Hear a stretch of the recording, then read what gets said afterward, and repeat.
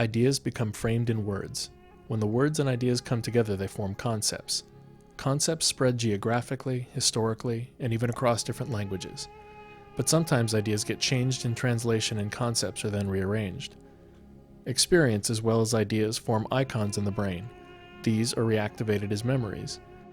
But as the ideas form from the words expand and connect with each other, they become concepts. Concepts over time in geography are identifiable, much as DNA can track the origins and connections between people. This is a conceptual map of the concept of martyrdom. Its ultimate purpose is to allow a quick review of a martyrdom action such as a suicide bombing, to identify from the action its conceptual origins and thus the probable perpetrators. But more important, this conceptual map is a vehicle for teaching and communicating about a phenomenon, whether in a classroom or broadcast media. As it becomes interactive, participants can explore the many links to search across cultural connections and socio-political implications. At the same time, we track the brain processes that mark the path from sensation to perception to emotion, and finally to a motivated action.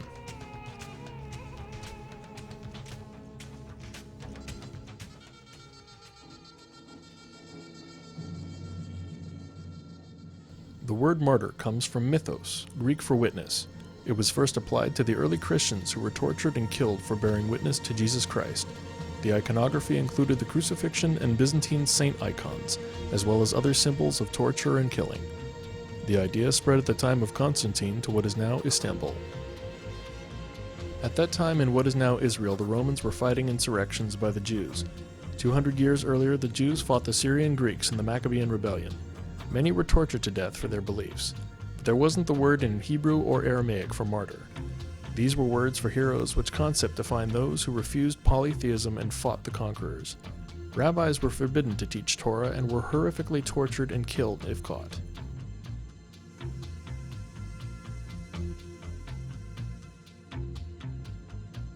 Even as the idea of martyrdom emanated from the early Christians during the first several hundred years AD, another idea of martyrdom was spread by the Celts who had spread over Europe from the Caucasus sometime before Christ. They carried with them an idea of martyrdom through shaming their oppressor or enemy. They were not a non-violent people, but they seem to have perfected the ultimate in non-violent protest, the hunger strike. Ultimately, by the 5th century, the Celts were driven out or subjugated in the east by the Slavs, and in the west by the Romans, until their last redoubt, Ireland. They were not a pacifistic people. In fact, they were known as warriors and taken by the Romans to be soldiers in their imperial wars. But among themselves, they had a practice of shaming their antagonist by putting the offended one before the doorway of the offender's house and starving until the offender apologized and made compensation for the offense.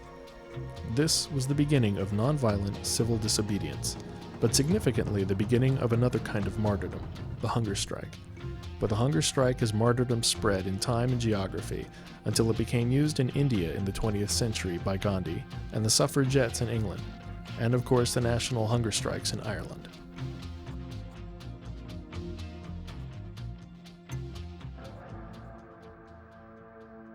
In the 7th century AD, Islam, through conquest and conversion, held dominance over this part of the world. The newest monotheism was much influenced by Eastern Orthodox Christianity and, to a more limited extent, Judaism. The split in Islam came with the son-in-law and then the grandson of Muhammad were denied succession. Hussein, the grandson, died fighting for his rightful position, saying, "It is better to die than to live in oppression." Although direct representations of the Prophet are forbidden in Islam, Hussein's death and the self-flagellation that is practiced to commemorate his death provide bloody icons, and the words of Hussein and the Prophet Muhammad are used iconographically.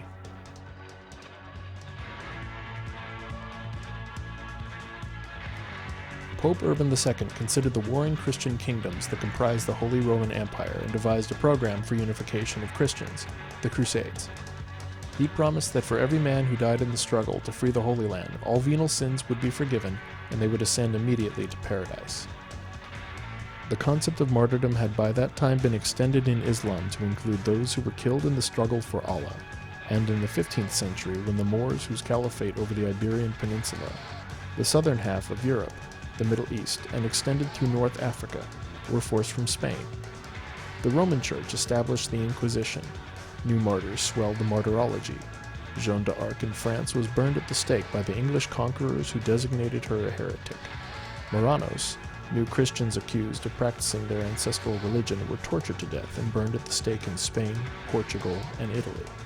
And in Central Europe, the beginning of Protestantism, the Hussite Rebellion, the Huguenots and Wesleyans at the end of the 14th century. During the Reformation, there were martyrs who were killed for their beliefs and their refusal to apostatize. The clash between the Caliphate and Christian Europe produced Islamic martyrs, as the description is extended to include those who died on the Hajj, pilgrimage, riots, and rebellion.